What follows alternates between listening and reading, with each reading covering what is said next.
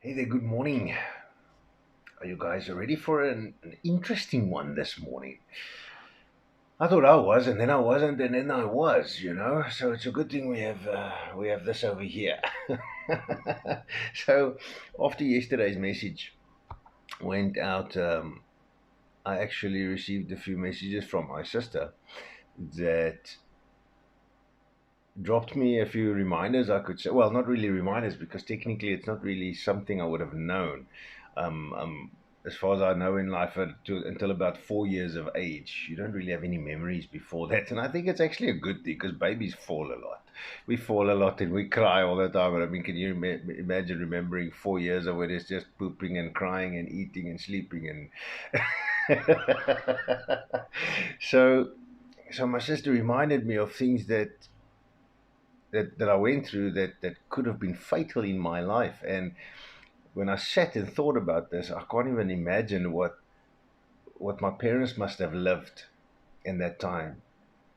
And I mean, I've seen. I mean, yeah, sure, it's acting when you watch it in movies and you see in series and stuff. And I haven't personally been involved with somebody who's lost a child, so I can't even begin to imagine. I mean, and you can't if you haven't done it yourself. But at a few months old, she told me, reminded me, well, I've been told about these things in my life before. So she reminded me that I had bacterial meningitis, which, as far as I know, is quite a fatal illness to have. I had the German measles, which could be fatal to babies.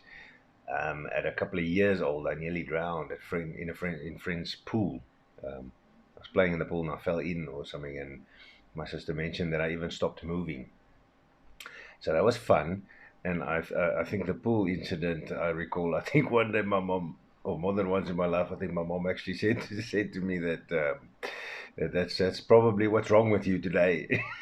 You must have been knocked up in the head there a few times, or something happened in the water or something. And but it must have been such a terrible time for them to go through things like this.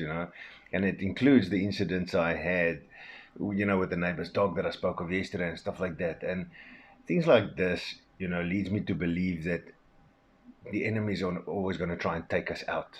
He's going to try and take you out. I don't think he knows the actually ultimate importance of you and of your life for God, for what God plans with your life. I mean, we don't know even. We just get pictures colored in as we go. I don't think he knows because only God, I think, knows the future. And but also, the devil is not an idiot. The enemy knows you better than you know yourself. That's why he can attack you, and that's why we fall for these distractions and attacks. That's why we falter. That's why we fail, because he's so good at what he does. Now, I'm not here to give him credit today. I'm just today is just it's like it's a warning for me also to remember. That he's not an idiot. He might be a defeated foe, but don't think for a second that he's not a worthy adversary. You can definitely not go at him alone. And his biggest trick is sidetracks. His biggest trick is distractions. He tries to stop you. He tries to stop you from moving for God. He's he gets and the interesting thing is, as you learn to develop these things or as you learn about things, somebody once said to me, and I will never forget it, is that the enemy doesn't have any new tricks because he can't create. He doesn't have the power of creation. He's got the power of alteration, yes. So he can sidetrack you. He can I need a better word for that. Hy kan jou mooi boslei, man. He can lie to you. He's the king of lies, as we know it. And he never has any new tricks. The tricks are always the same. If you go pay close attention to the things you always fault for, it's always the same thing. It's just a different color. It's got different feathers on if it's a bird. It's always a bird, but the feathers are different. And, fortunately, we do know that these things are temporary. And I think this is a lot what Paul also one of the things that I think Paul thought of when he wrote in 2 Corinthians, when he wrote about delighting in the hardships and in the persecutions and in the insults. In 2 Corinthians chapter 12, verse 10, he says, "That is why, for Christ's sake, I delight in weaknesses, in insults, in hardships, in persecutions, in difficulties. For when I am weak, I am strong." Now I wonder why he randomly put that in there. I know it's definitely not random, though. But look at all the things he points out, the hardships, persecutions, difficulties, insults. So when we are weak means when we are physically weak. We do get spiritually pop as well, but when we are physically weak, I don't know if any of you have ever noticed how dumb you get when your body is pop, when you are moeg and tired. Man, especially after a long run, after one of those gym sessions that just you can barely stand anymore. Even notice how doff you start getting because it starts affecting your mentality as well. Your brain muscle gets tired. I don't know. Maybe I'm the only one. I don't know. But that's when God can really work what He needs to do. That's when Jesus can really come into our lives and work in our hearts and work in our spirit, man.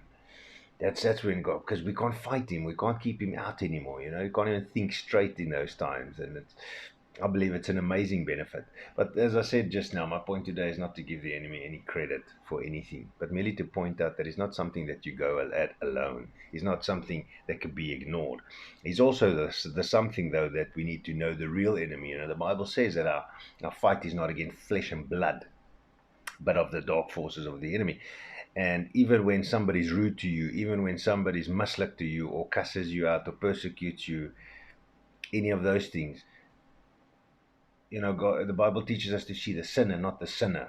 Now, that sin over there refers to, yes, the mistakes and stuff that we've made, but see what's behind that persecution. See the real enemy. Bring the real enemy to light. And that's when you're going to learn how to fight properly as well. And hopefully that creates a lot of passion in you and compassion in you for people when they do. Because we also have those moments, but we got to remind ourselves as well that when we do act in those manners, that's just a mistake we are making if the behavior is wrong. And in every single thing there is something we need to learn. Everything is an opportunity to learn, whether we see it as a success or a failure. Now, in a recent book that I listened to of, man, I want to call him the great Tony Robbins, because this guy's actually, the way he says stuff, and I mean, he's the reason I believe he's one of the biggest motivational speakers on the planet. It's because of the way he has a tendency to put things away. In this book specifically, the one thing that I want to refer to is that successful people don't believe in failures. They see outcomes. So, which in turn then means they don't see victories, but they call them the most favorable outcome, which we can call a victory. So there are outcomes that we enjoy, and there are outcomes that we don't enjoy. Now, what the outcomes that we do enjoy and thoroughly enjoy are the wins and the victories. That we don't enjoy is the failure side. Now, if you learn to see an outcome or a non-favored outcome, the outcome that you don't want, if you see that as a marker, that means you're already starting to think in the right way.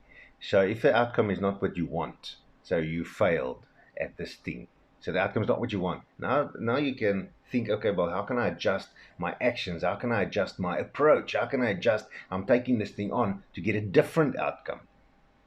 So start with a different outcome, and if, oh, this is a more favorable outcome, okay, cool, so I did something right. And this is how successful people become successful, is they adjust their actions towards something, their approaches, their attitudes, they adjust constantly and continuously until they get the best possible outcome that can be achieved. And that's how these people become successful. So don't let your shortcomings and your distractions and the things the enemy uses to take you out, don't let it get you down. Don't let it get you backed up, man. These are places where you need to learn and grow. These are the curves, the growing curves, the learning curves for the growing where we need to go. As we've said so many times, God works everything for your benefit. Everything. In Romans 8, he says it. He says God works everything for the good of those who love Him, to those who are called according to His purpose. And go speak to people who's known you, especially all your life, especially if you have your testimonies together. If you have it together, man, I said yesterday, lean on those testimonies and speak them. But if you think you have them all, go chat to somebody who's known you for your whole life, especially. Sister, a mom, a dad, it doesn't matter. Brother, it's cool. A friend, somebody who's known you a long, long time of your life. They might remind you of stuff that you had forgotten. They might remind you of the one thing that could shape not only other people's lives when you share it, but in that reminder, something that could shape even your life.